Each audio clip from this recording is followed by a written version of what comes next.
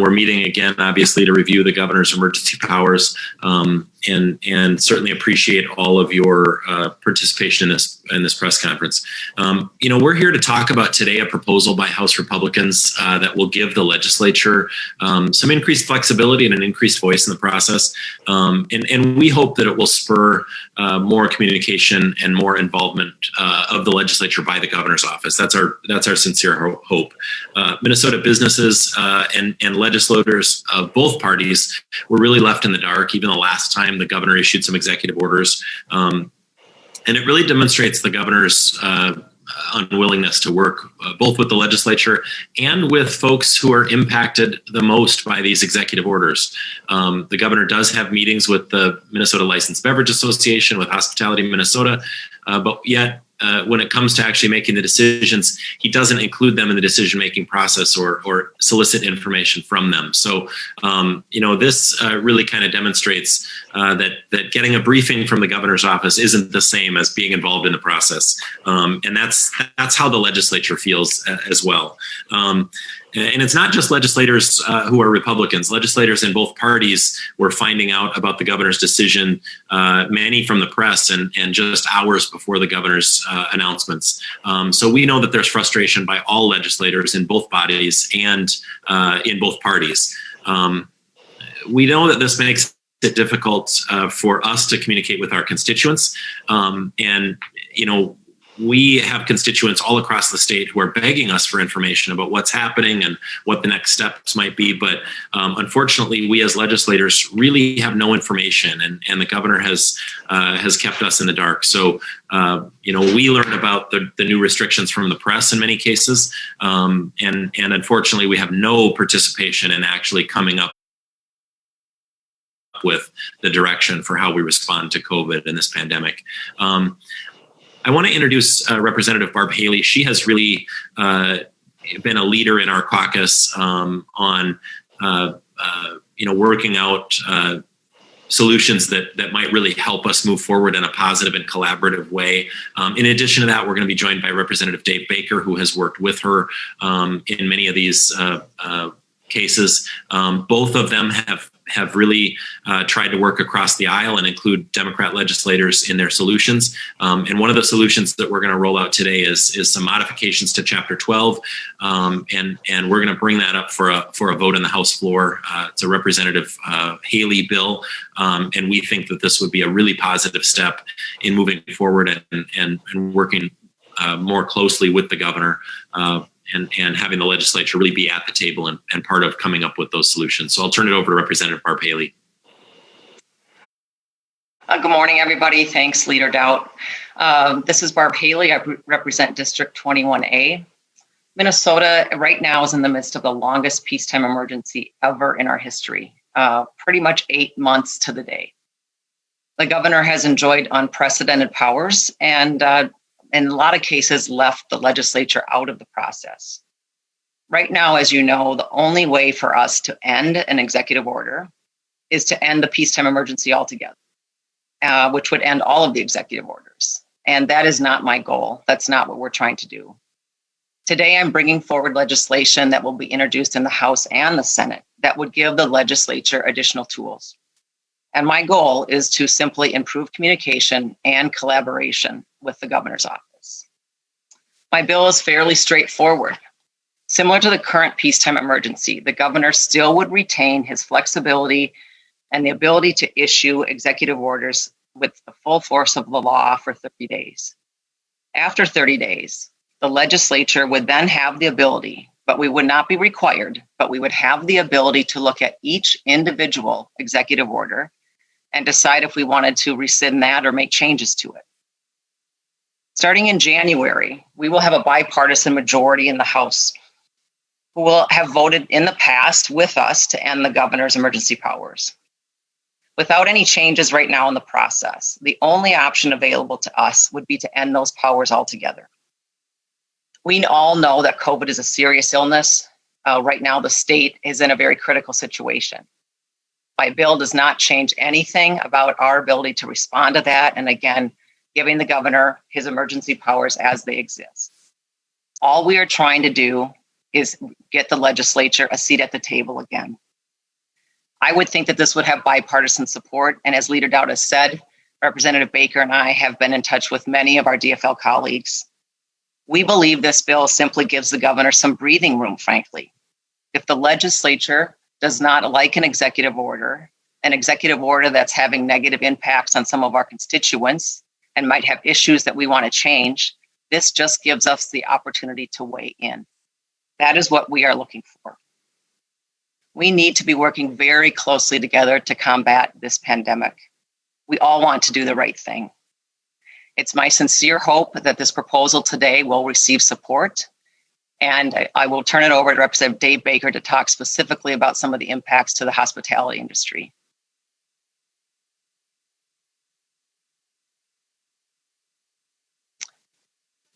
Dave, you're muted there. There we go. Got it. Thanks, Kurt. And thank you, Kurt and Barb, for kind of teeing this thing up.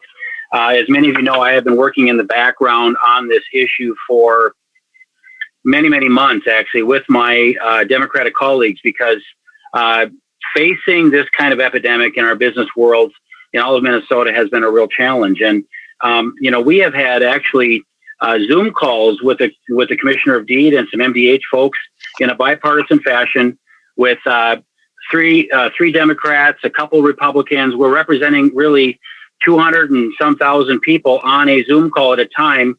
So everything we try to do is trying to literally get things done in a bipartisan fashion. As a restaurant operator myself, again, recently have sold my last restaurant. I still am in the hotel business. I really know firsthand what these folks are facing. And what I really, really like about Representative Haley's bill today is it gives the governor the complete freedom to do what he's doing today. He can execute an order if he sees a need. And we as a legislator then can take a look at how are things working in 30 days. We can listen to our constituents. We can listen to our schools, our restaurants and bars, and we can actually see what's working and what isn't.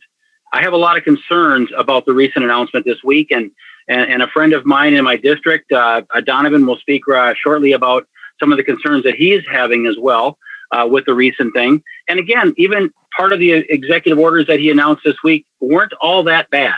There's some good parts about that. And it's nice for us to know the education that I have received in the last few days about the demographics of that group that they're trying to address. The problem is, the bottom line is, I have been working behind the scenes very, very hard to get the attention of the governor and the attention of his team. I scratch and fight, and what they will tell you is that they are very engaged in all levels. There's a difference between having a meeting and having people feel heard. I don't like playing the partisan games, but I am not feeling heard on many levels. So we've got to try to change the dynamic in this conversation about really listening now after 200 and some days of an executive order. It's time now to start changing how we're doing this. And again, I appreciate our GOP leadership and our approach to not just doing the same emergency orders resolution that will absolutely fall on deaf ears today, because again, the numbers are not working in our favor. So with that, I just want to introduce Donovan from O'Neill's and Spicer. He'll give us his full name next. Have a couple comments on that, and maybe I'll say a few things later on. But thanks again for being here, and Donovan, go ahead. Thank you, Dave. Can you hear me? Yes. All right. Yeah, my name is Donovan Froundings. I recently purchased O'Neill's and Spicer back in June. So we got in this right in the beginning of this whole mess, kind of. And right now, I guess our biggest concern is all the events that we have planned coming into fall and winter. Some of these weddings that got pushed off from the beginning, and now people are just, finally had some room to fit them in our schedule and other venue schedules. And, these people have spent their hard-earned money as far as, buying the dresses, renting the tuxes, all of our planning and all the different things that we put into these events.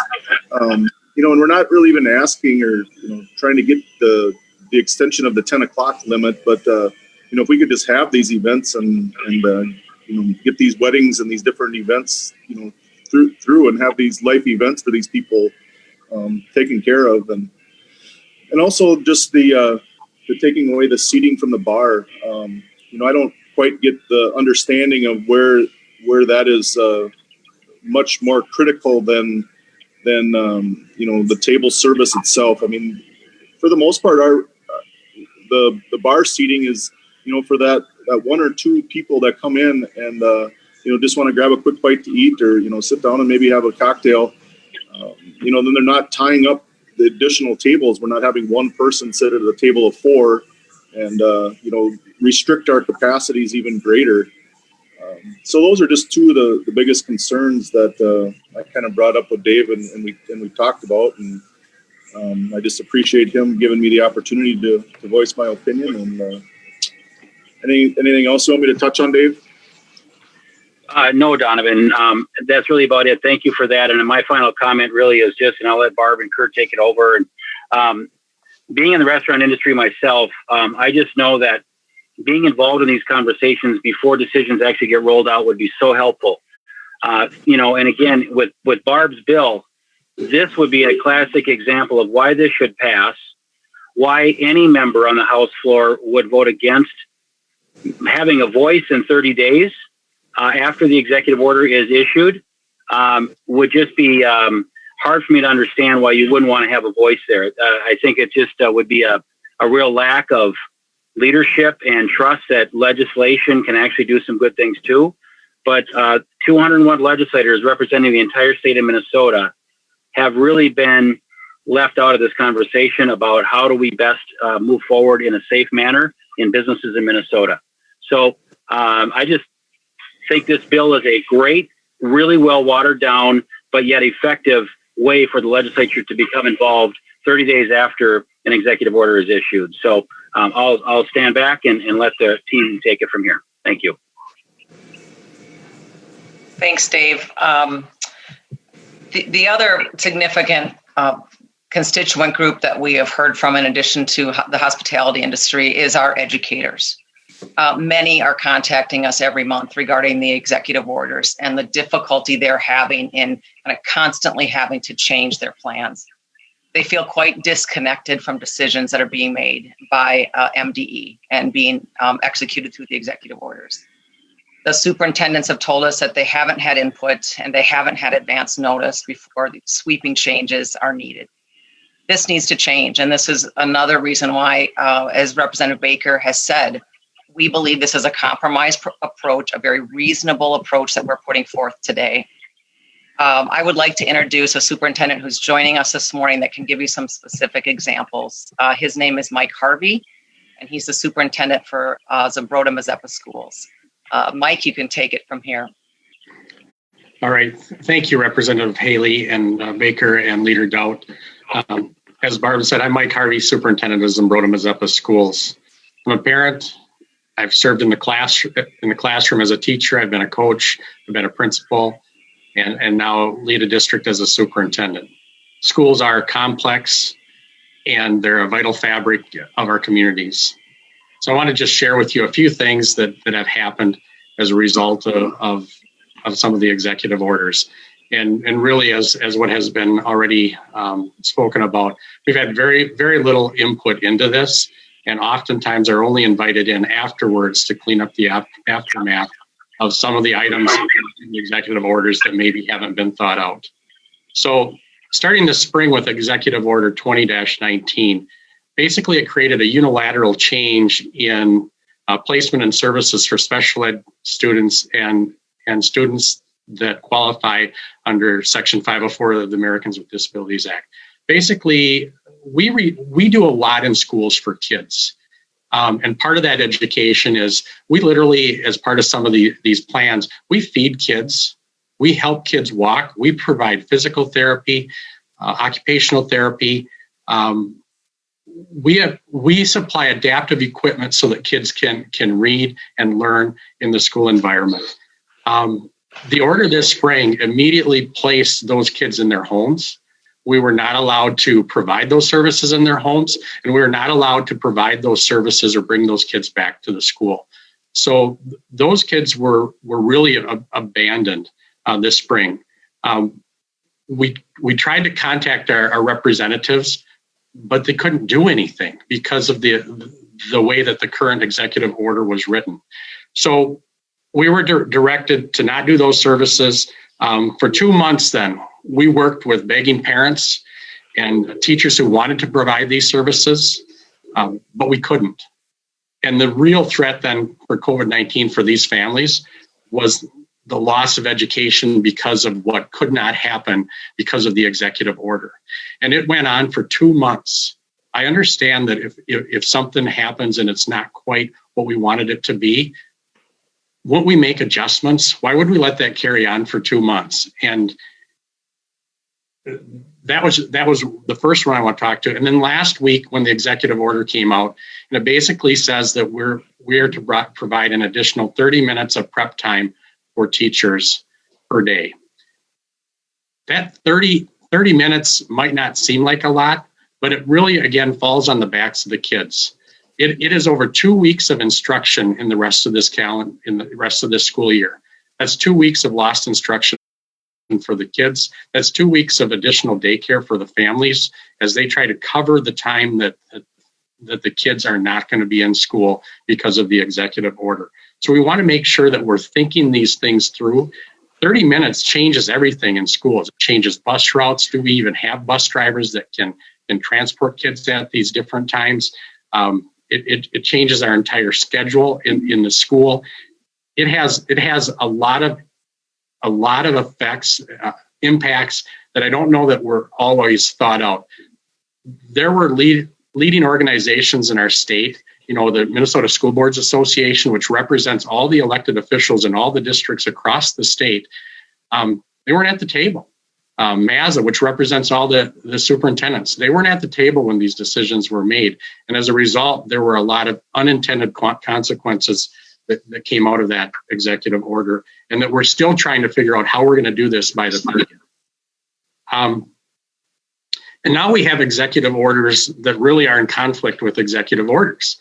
We're given an order that the regular hours of instruction for in-person and for students who are distance learning need to be maintained, that we maintain those same hours. But then the new executive order last week also said that they strongly encourage us to not do this synchronously, to do it asynchronously, meaning not at the same time. So the issue is, how are teachers supposed to maintain the same hours for both groups when they're teaching online students and in-person students and maintain the same hours, but not do it at the same time? So we have executive orders. At this point, there's so many executive orders, they're starting to conflict with each other. So it would be nice that when we see some of those executive orders that are coming out, and many of them have so much stuff in them that they're almost like an omnibus bill, that it would be nice for the legislature to take a look at it and say, you know what, this makes sense, but this really doesn't. And it really needs to be thought out more. And just having that ability with the legislature might encourage the governor to invite more people into the conversation prior to the decisions being made. But overall, I'm moved by the efforts, the work and the understanding of teachers, school leaders, parents, and the students all this year. They've stepped up to the plate every single time. For that, I'm very grateful. What gets in the way of all this good work are executive orders that change the rules in the middle of the game. So now families have to readjust. Now students have to readjust. And in the end, they're the ones that have to pay for these changes. So I encourage the legislature to get more involved, provide oversight into what is happening to our children and our families. More thorough discussions need to be had with the larger community before decisions are made. Together, all of us, have the best interest of everyone in mind and the best interest of our kids' education, but not having input from a larger set of representatives and perspectives means that there will be winners and losers in the decisions. And we don't want our children and families to be on the short end of that list.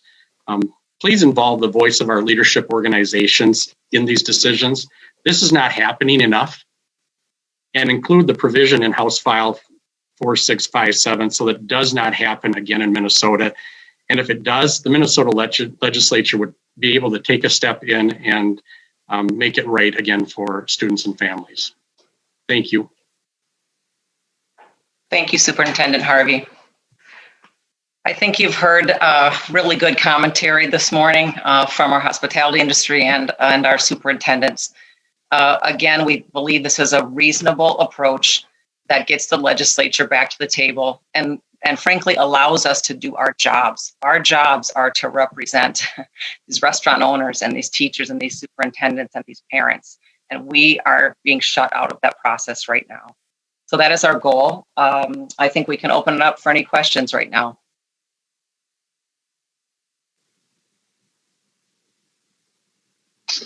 All right, Representative Haley, we have a question in the chat from Kevin Featherly. House TFL leaders suggested this isn't a serious effort because, if I'm paraphrasing accurately, they weren't given a heads up on this legislation. Doesn't sound like they're going to entertain it. What's your response to that?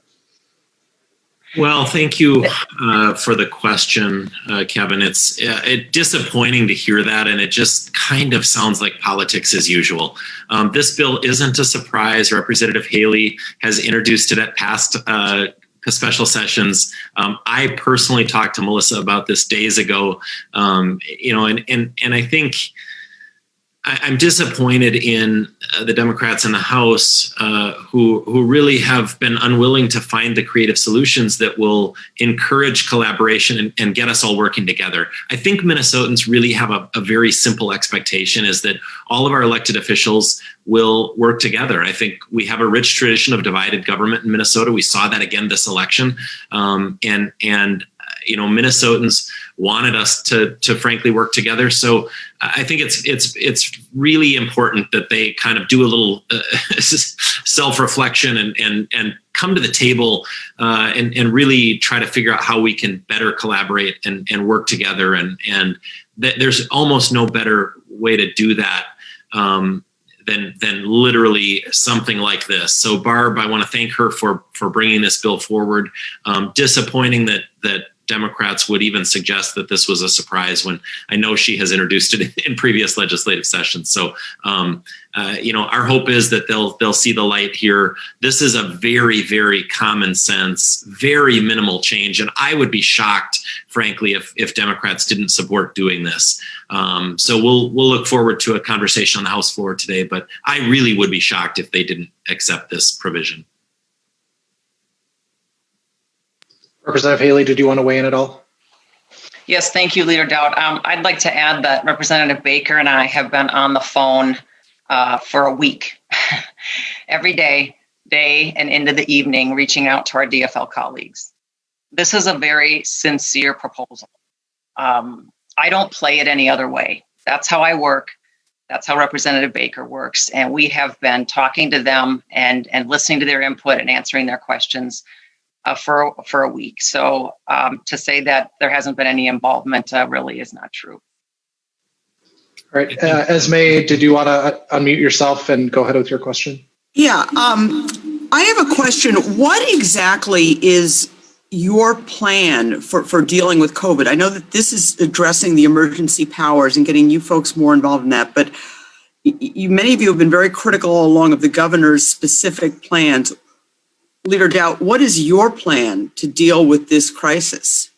Our plan would be much more collaboration. It would be including the legislature. It would be including the people who are actually impacted by the executive orders. That means talking to the restaurant owners through the Hospitality Association. That means talking to school superintendents, bringing them to the table. It's very difficult to, from a residence on Summit Avenue, to know how these executive orders are going to impact every school district across the state without actually talking to school superintendents. So we're disappointed in the level of collaboration that this governor has chosen, or lack of collaboration.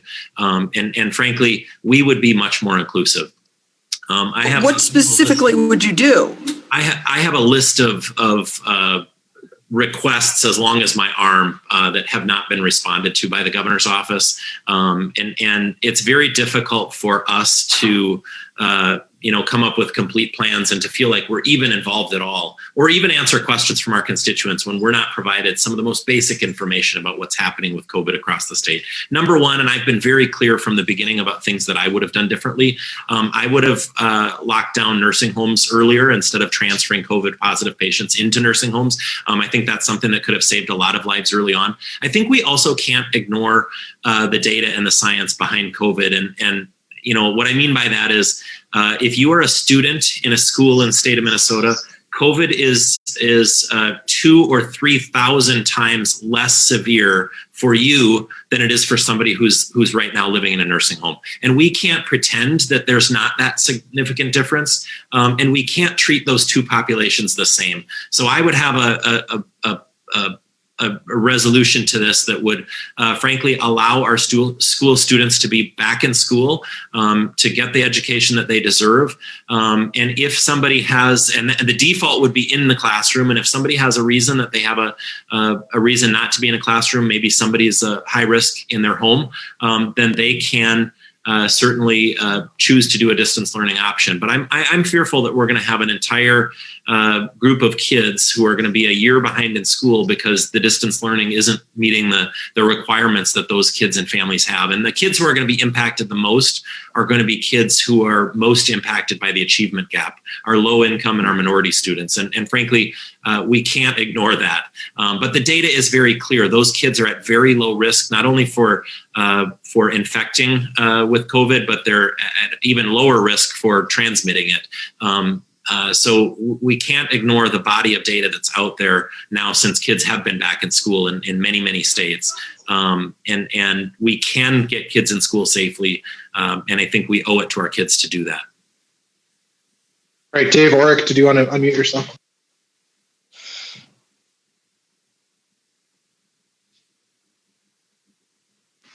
Peter Callaghan. Hi, I'm going to go ahead and skip down and ask Dave's question that he typed in below, because you talked, Representative Dow, you talked about sort of a reckoning that people need to have in this 8 months in.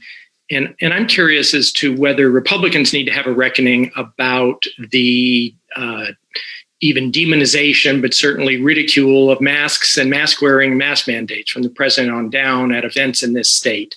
And if Republicans can't even be asked to help promote a basic public health task such as that, I'm sort of wondering what you would be willing to do that is more damaging perhaps to the economy or more difficult to the economy. Is it time to look back and say that that resistance was a mistake at this point? Thank you, Peter, and thank you, Dave, for typing in that question. I appreciate both of you bringing that forward. This isn't about, and our press conference today and the bill that we're bringing to the floor isn't about ending mask mandates or anything like that. This literally is about just the governor working better with the legislature. Everybody in the state of Minnesota, as I have said many, many times, put people at risk. What it will do is it will get the governor to work with the legislature more. And that's our only goal in bringing this forward. So I think your question, while it's good, I think it's a bit unfair because it certainly, doesn't take into fact that what we're trying to accomplish here is we're trying to get the governor to work with the legislature. And there is no question that he has not done that up to this point. And what we want him to know from this is that he will have very willing partners in working with him to analyze the data and make the decisions to keep Minnesotans safe. Everybody's priority is to make sure that we keep Minnesotans safe. And I think we're all hoping for a vaccine very quickly. And it looks like that's probably going to be coming in the next month or two. So we're excited for that. We're excited for this all to be over and to put it all behind us. But in the meantime, I want everybody to take it seriously. But that also means our governor needs to work with the legislature, to work with the business owners, to work with restaurant operators, to work with school superintendents, and to work with everybody who is impacted by the executive orders that he's deciding. And frankly, we think every Minnesotan supports that. And if I could comment to that too, on that question, and I have shared with Commissioner Grove, as a Republican, I know that this mask question always gets really wonky and got real political during this last several months. And I think what I am doing right now is trying to do everything I can do to help business. And I am encouraging folks in my district as a Republican to do the best job we can in washing your hands, wearing your masks, and watching distancing. It's the same exact message that we've been hearing from a lot of politicians across the country. What I'm hearing now, though, is that we can do a better job in that because businesses are asking us to start encouraging that more. Because the problem is if in a restaurant setting, somebody walks in with a mask, they sit down, they take it off, they have a drink, they eat. The problem some of this is that they walk around the restaurant, they go get popcorn, they use the restroom. We need to remind them that if you could put a mask on when you leave the table, that would be very helpful. A lot of people around that restaurant want to be out and socialize. Right now, the numbers are scaring everybody, and I get that. But we can do a better job to encourage more washing and wearing and all those things. Masking, though, should not be looked at as taking a knee to the governor.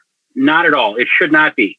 It's part of our process of getting to the vaccine that I think is coming in a few months. And I appreciate the work the federal government has been doing to get us to that point. We can do a better job. And I've shared with Commissioner Grove, if you need a Republican to help encourage that, I'm there. In fact, right now, I'm writing a letter to the editor with another Democrat member up in his district to encourage their community to wear more masks and wash hands so that it's a bipartisan message. We can do better, but it isn't the Republicans' fault because we haven't gotten on the same excitement level of just wearing a mask is going to solve this thing. It is not. That's not the only thing. I wanted to just make that comment. Representative Haley, did you want to weigh in or should we move to the next one? I think we can move to the next one because this discussion today isn't about masks.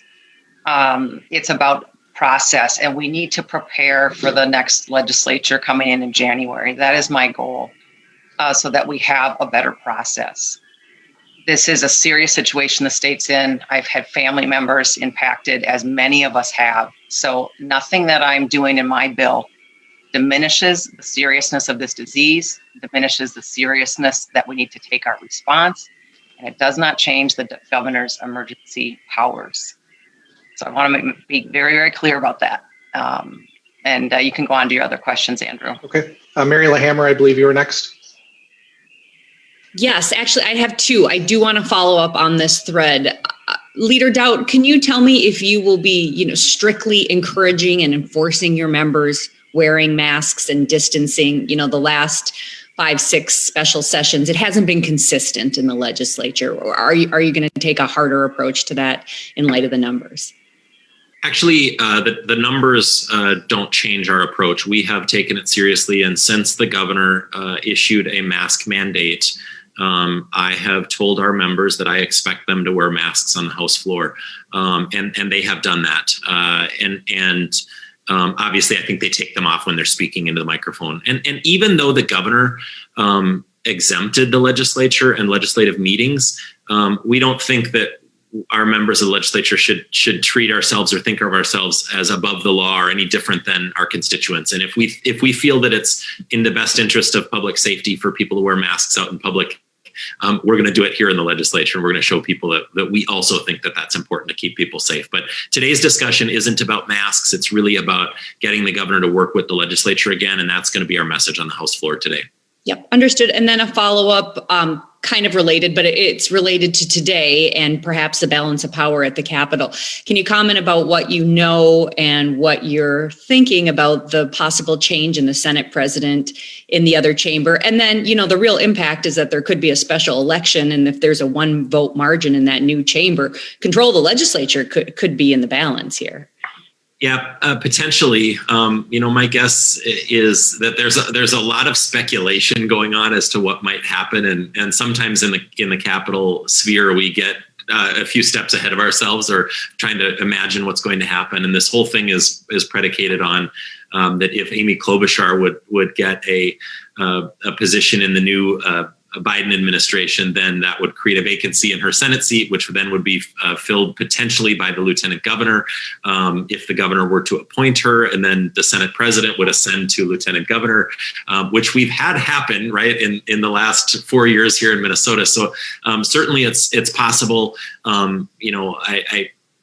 A little bit of a chess game going on. It sounds like the Republicans in the Senate are going to join with some Democrats in electing Dave Tomassoni, the Senate president, and then that would then mean he would become lieutenant governor, and potentially then that opens up a seat that Republicans think that they could win in a special election. But I think that's a whole lot of speculation, and we'll just wait to see how things unfold.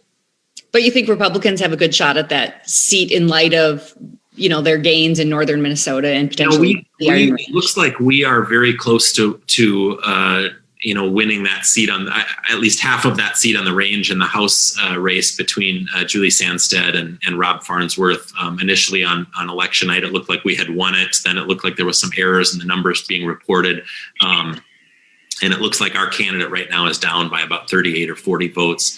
That's well within the automatic recount margin. And so exciting for us that finally we're seeing that folks on the range are realizing that we're better for their jobs and better for their local economies than Democrats are. And I think they feel that Democrats who are governed and managed by Metro, Minneapolis, St. Paul Democrats are really out of touch with many of the issues that a lot of Minnesotans outside of the Metro ring face every day. So while we may fall short of winning that seat in this election, I think it's going to be a wake-up call for anybody who serves in a rural seat as a Democrat in the legislature in Minnesota, that they certainly need to stop falling lockstep with Metro Democrats, or they will lose their seats 2 years from now.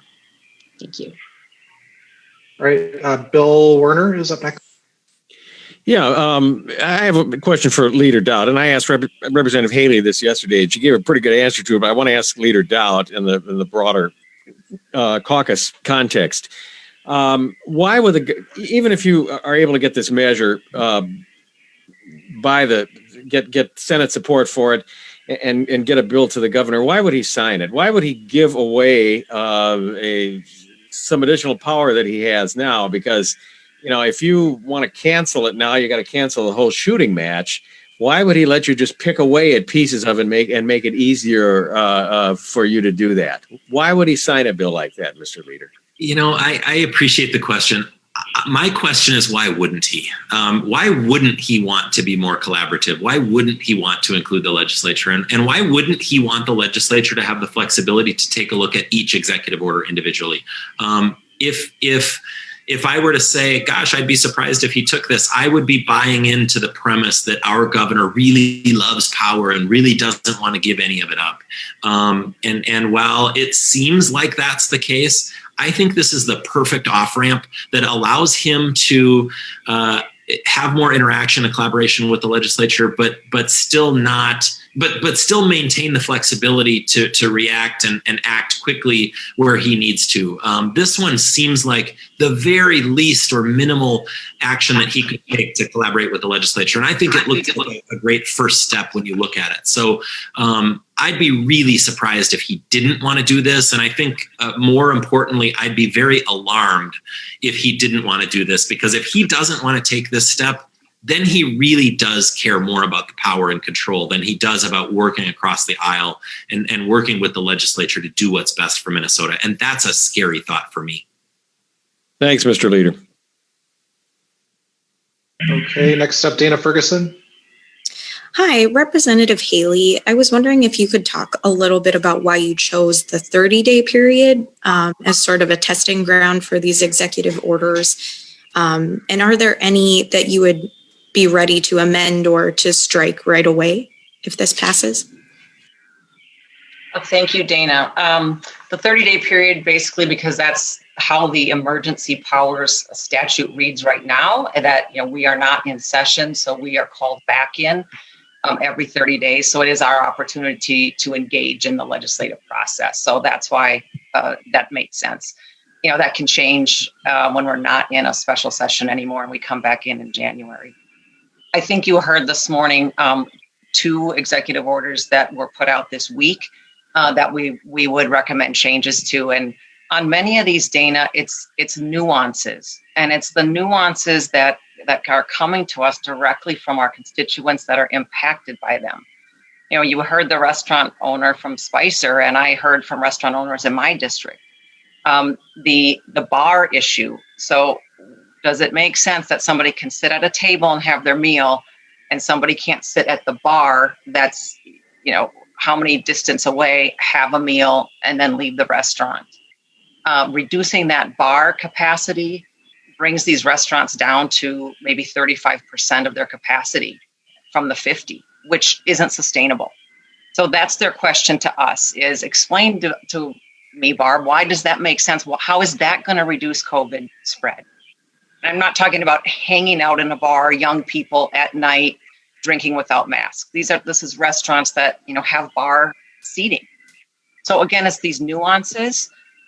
You heard from the superintendent, you know, on the executive order relating to instructional prep time is actually in conflict with current state statute on the number of hours that kids should be in school. And it has a whole trickle down effects on busing and daycare and everything else. So what we're trying to do is get in the conversation, Dana.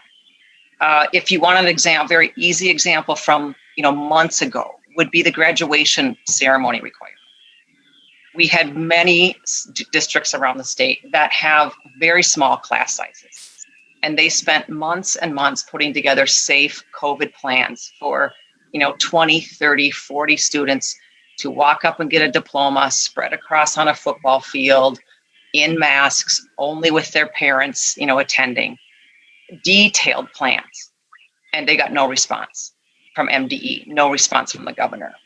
So that's an example, again, that doesn't apply today, but I'm trying to make the point that we want to get in the discussion and we want to represent our constituents. That is our job. And with the emergency powers statute providing the governor additional tools that I agree are necessary during the COVID emergency, we don't want our tools to represent our constituents clamped down. That's the balance I'm trying to achieve.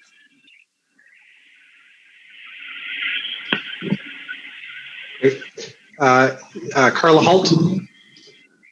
Hi, thanks so much. This actually, a couple of people basically addressed the surge and how this affects the timing, and I just wanted to focus on that for another moment.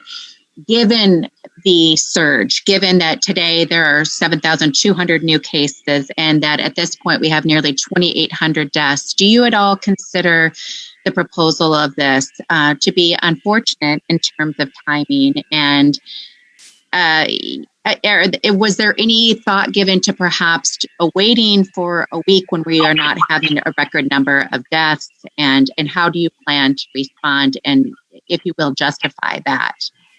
Thank you. Yeah, thank you very much, Carla, and we appreciate the question. Quite the opposite. In fact, I think the surge and the surge in cases, the hospital utilization, all of that, I think even calls for the governor to work with the legislature more.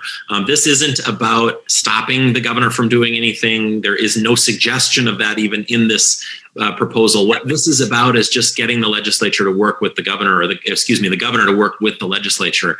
And we just think that that's so vitally important. We think Minnesotans expect that. So we think the surge makes this even more timely and even more important. And we hope that the governor takes this opportunity. We hope that first Democrats in the House take the opportunity to take advantage of this opportunity to collaborate and work together. And then we ultimately hope the governor does as well.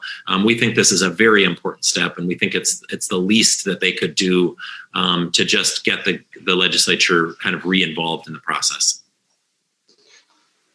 All right, Theo Keith, and then we got to wrap up and get folks to session. Okay, I heard a lot about communication. The governor needs to communicate more with you. So I think we got that loud and clear. I'm going to ask you to address another piece of this, and that is there seems to be a tone difference today than previous special sessions when the Senate voted on emergency powers and you guys for hours on end tried to force a vote on emergency powers.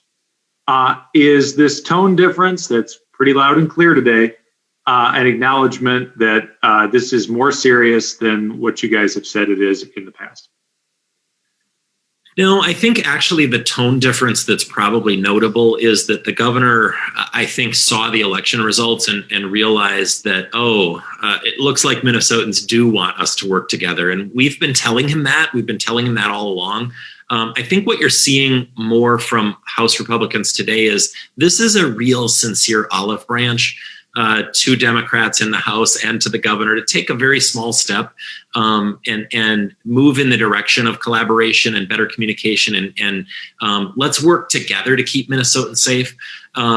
I do sense, and I've had a couple of calls with the governor since the election, I do sense that there's been a real tone change on his part. It's my understanding that Democrats thought that they were going to just sweep the election and they were going to win the House and the Senate, and we were going to have one party control for the next 2 years. They sincerely believed that. We knew that wasn't the case, and we knew that the election, we could tell from talking to voters because we were out knocking on so many doors, we could tell that that wasn't the case. And we do know that Minnesotans want us to work together. So in the Senate, we still have a Republican majority in the Senate, and obviously we picked up 5 or 6 seats in the House. And so we have a much narrower majority in the Minnesota House. And I think that message and that tone is the one that should be really recognized as we move into this special session. And what we're attempting to do today is to let the governor know that we're serious about working with him. And that's why our tone is that we want a very sincere olive branch out to the Democrats in the House and ultimately to the governor, that it's time for us to work together. This is a serious enough pandemic that it takes all of us working together to get the best result and to make sure that we're keeping Minnesotans safe. So that's our commitment, and we really hope that the governor and the Democrats in the House accept that olive branch. All right, Representative Haley, would you like to offer any closing thoughts? Just appreciate everybody's time this morning, and there will be, I hope, a very respectful discussion on the floor today. Again, this is not about changing the powers, and we're very aware of the seriousness of the state that Minnesota is in. This is about preparing for the legislature to be as effective as it can be right now to deal with this crisis and going into 2021. All right, thanks everybody.